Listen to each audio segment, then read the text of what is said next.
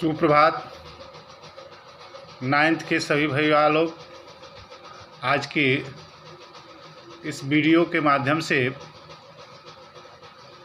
हिंदी के उपसर्ग के बारे में अध्ययन करेंगे। तो हिंदी के उपसर्ग किसे कहते हैं? हिंदी भाषा में प्रयुक्त उपसर्गों को हिंदी के उपसर्ग कहा गया। इन्हें तद्भव उपसर्ग भी कहते हैं। अब हिंदी के उपसर्गों के बारे में जानें। जैसे अ उपसर्ग है, इसका अर्थ है अभाव या निषेध। छूत शब्द में अ जोड़ता है, अछूत होता है। अलग शब्द में अ और लग शब्द मिलकर के अलग बनता है। अथाह, अजर, अभागा, अमर, अजान, अपढ़, अमोल, अटल आदि शब्दों में भी अ उपसर्ग का प्रयोग हुआ है। अब दूसरा हिंदी का उपसर्ग है अध, जिसका अर्थ है आधा। खिला शब्द में आधा अध उपसर्ग जोड़ें, अध खिला होता है। उसी तरह से मरा मूल शब्द में अध उपसर्ग जोड़ें तो अधमरा होता है। कचरा शब्द में अध उपसर्ग जोड़ें, अध कचरा होता है। अध खाया, खाया मूल शब्द है और अध उपसर्ग जोड़ने से अध खाया हुआ। अध पचा, पचा मूल शब्द है, अध उपसर्ग जुड़ जाने से यहाँ अध पचा हुआ। अधविच, बीच मूल शब्द है इसमें और अध उपसर्ग है, दोनों मिलकर के नया शब्द बना रहा है अधविच। अधसेरा, सेरा यहाँ मूल शब्द है और अध उपसर्ग है। अधजला, जला मूल शब्द है और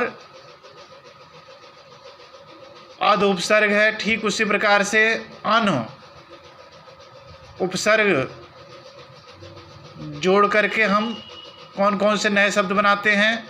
अन उपसर्ग का अर्थ है निषेध या अभाव। जान में अन जोड़ेंगे, अनजान शब्द बनता है। ठीक उसी तरह से अन उपसर्ग से दूसरे शब्द कौन कौन से बनते हैं? अनपढ़, अनमोल, अनबोला, अनदेखी, अनबन, अनमना, अनमेल, अनकहा, अनसुनी, अनहोनी आदि शब्द भी अन उपसर्ग के से बने हुए हैं। उन का अर्थ है एक कम। 30 में उन जोड़ते हैं 29, 19, 39, 49, 59 भी उन उपसर्ग के जुड़ने से बने हुए हैं। जैसे 50 में उन जोड़िए 49, 59, 60 में उन जोड़िए 59। तो इस प्रकार ये शब्द भी उन उपसर्ग के से जोड़कर बनाए गए हैं। कु उपसर्ग, जिसका अर्थ है बुरा। पूत में कु उपसर्ग है, कुपूत, कुटेव, कुढंग, कुचक्र, कुचाल शब्द भी कु उपसर्ग से बने हैं। चौमासा, मासा में चौ जोड़ें, चौमासा होगा। चौ का अर्थ क्या है जान लें, 4। ठीक उसी प्रकार से चौपाई, पाई में मूल शब्द है ये और चौ जोड़ेंगे चौपाई होता है। चौपाया, चौराहा आदि शब्द भी चौ उपसर्ग के जोड़ने से बने हुए हैं। दू का अर्थ है कम, दुबला। जैसे बाला में दू जोड़ें, दुबला। दुसाध्य, दूधन साध्य बराबर दुसाध्य। देखें दू उपसर्ग है, इसमें साध्य मूल शब्द है। नी का अर्थ होता है रहित। डर में नी जोड़े, निडर। कम्मा में नी जोड़े, निकम्मा, निगोड़ा, निहत्था।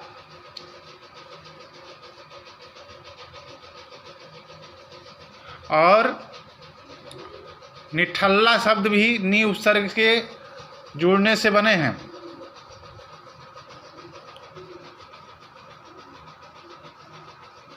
अब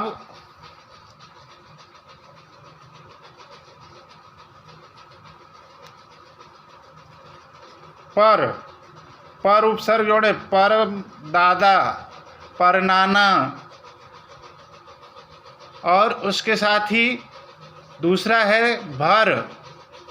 भर का अर्थ है भरा हुआ, पेट में भर जोड़े, भर पेट।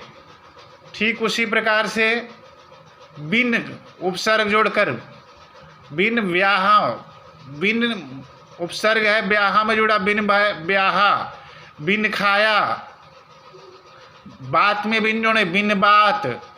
ठीक उसी प्रकार से सु का अर्थ है सहित या अच्छा, तो फल में सु जोड़े, सुफल, सुडौल, सुजान, सुघड़ आदि शब्द भी उपसर्ग के मेल से बने हैं। अब हिंदी के उपसर्गों के आधार पर हम लोग गृह कार्य आज लिखें। गृह कार्य छात्र भैया लोग लिखें। गृह कार्य कुछ इस प्रकार है, निम्नलिखित शब्दों में से मूल शब्द और उपसर्ग अलग अलग कीजिए। पहला शब्द 49, चौमासा, निडर, बिन मांगा, भरपेट। निम्नलिखित उपसर्गों की सहायता से दो दो शब्द बनाइए। दूसरा प्रश्न लिख लें, निम्नलिखित उपसर्गों की सहायता से दो दो शब्द बनाइए। पहला है अन, चौ, दू, पर और बिन। यह आपका गृह कार्य हुआ। सभी लोग वीडियो को संपूर्ण देखेंगे और गृह कार्य अवश्य लिखेंगे। इस प्रकार आज हम लोगों ने इस वीडियो के माध्यम से हिंदी के उपसर्गों का अध्ययन किया। कल हम लोग उर्दू के उपसर्ग के बारे में अध्ययन करेंगे। धन्यवाद।